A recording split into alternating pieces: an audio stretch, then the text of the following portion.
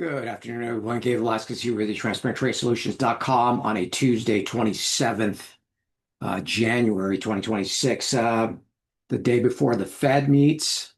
We've got three mega caps reporting tomorrow: uh, Meta, Microsoft, not Netflix, Tesla. And then Thursday, we've got Apple, which I think, again, is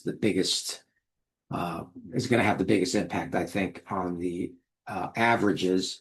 I wrote about that over the weekend. Again, if you haven't subscribed to the newsletter, do so by hitting the links below. I also have a class coming up on Thursday, speaking of which, earnings. And one of the notables today was Humana and basically taking down the whole healthcare section. I mean, the thing's down almost 20%, down 52 points. There are opportunities when that comes about, and you will learn about those in the class. Let's get right into the charts. Not really much that we didn't talk about, not much changing with regards to, S&P right up against the top end of the range. Very, very lackluster trading here. You can see we're basically, no surprise, once we started around, we're just basically right where we were a couple of months ago. We haven't really made much progress on an index level.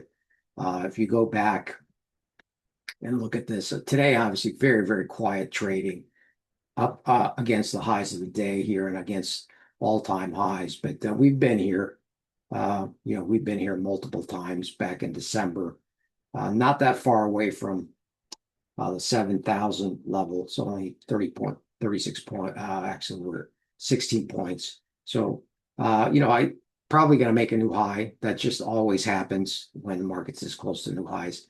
And then the question becomes, what does it do? Every time we've made a new high, we've had some pretty nice pullbacks.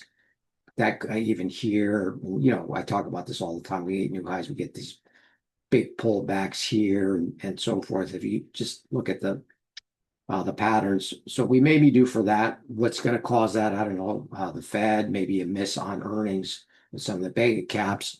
One of the levels I'm looking at on the NASDAQ, by the way, which has been lagging, is we're sitting right at resistance on the NASDAQ futures 26,120.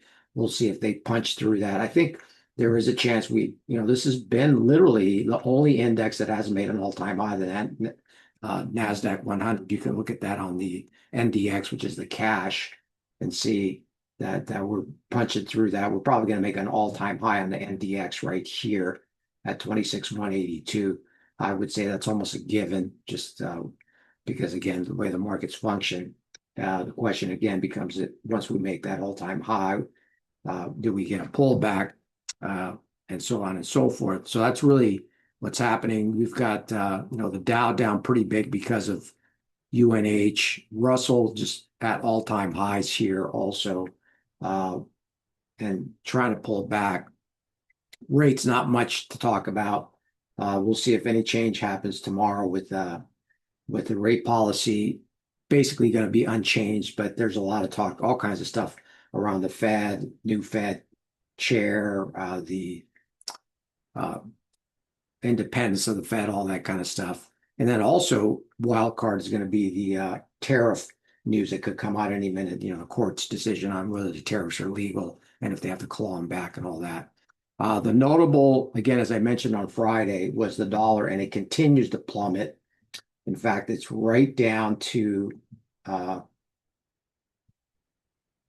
the prior, it just broke the prior lows from July, and looks like it's we'll see if it holds right around 96. That really is going to be a key level. If it can't hold 96, then you're probably looking at about 94. So it's very interesting. We're kind of at this, critical juncture here on the dollar. It looks like it wants to go lower. It will probably get a bounce at some point. We'll see. Obviously, that's the implications are for all the currencies to rally more, some more than others. In fact, I made mention over the weekend in my newsletter about the Aussie, all the com dolls, New Zealand, they're having the biggest moves. Canada also having pretty pretty nice move here. Almost gone parabolic a little bit here. So it looks like Canada's going to 75. Also, the Mexican peso, interestingly, has had a huge move from 55 to 57, approaching some really key levels in the Mexican peso, right along the 50, I'd say the 60 level. If you can see that right there, we just zoom in a little bit here. Yeah, right along the 58 to 59 level is going to be a very interesting level on that. Gold, not much to talk about, just continues to go parabolic. Where it's going to stop going up, nobody knows. Picking tops, not anything you want to do. However, there will come a point when this thing's incorrect. I think silver's actually looking more toppy. We had a big reversal in silver yesterday. No follow through though. That's the key. So even these big reversals, if they can't get any follow through, that doesn't mean anything. So overall, I think it's still the same. We'll see if there's any break below last night's low, which is about 101 on silver. And that's the key, is you got to get follow through. And if you're going to see if it's any kind of corrective move coming up here. Platinum similarly looks a little bit toppy, but I don't think it's there yet. I think if it breaks below 2,500, then I think we probably have a much bigger correction. This is the toppiest of all the charts, by the way, is platinum. And then oil popping today, and for whatever reason, I'm not sure, something is causing it to possibly look for a breakout here. Looks like if we can break 60, this area here, 62.60, looks like it could break out. We've had these before.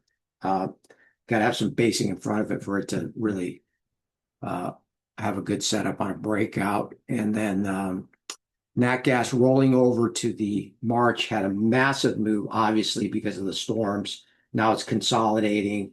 We'll see if it can surpass 4. If that's the case on the March contract. Remember, there's a huge discrepancy between the February, which is where all the action was because of the storm. That's sitting at 6.5 MBTU versus the March, which is at 375. So there really is going to be a massive gap on the rollover chart when this thing rolls over in a couple of days. So we'll see. Pretty much, again, we'll see if volatility kicks in. We've got the VIX elevated in front of the Fed and extreme positive sentiment. That doesn't mean anything. The market's probably just going to churn higher. Under the surface, lots going on. As I just mentioned, we've got, humanity, the whole healthcare sector is getting hit really hard today. There may be some opportunities there. I think nat gas also may have some opportunities coming up. And then the mega caps, we'll see how it's not the results that matter, it's how the markets react to those results. NVIDIA can't even break above 190. Apple did have a nice run. It's sitting at supply, also pulling back from the highs today. We had a high of 262. This is probably going to be the leadership now. I think maybe Apple takes the leadership versus NVIDIA, and we'll see. So that's where we're at today.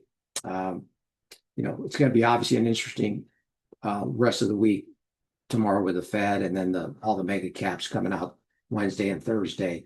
But in any event, sign up for the newsletter and give me a thumbs up and join me for the class on Thursday.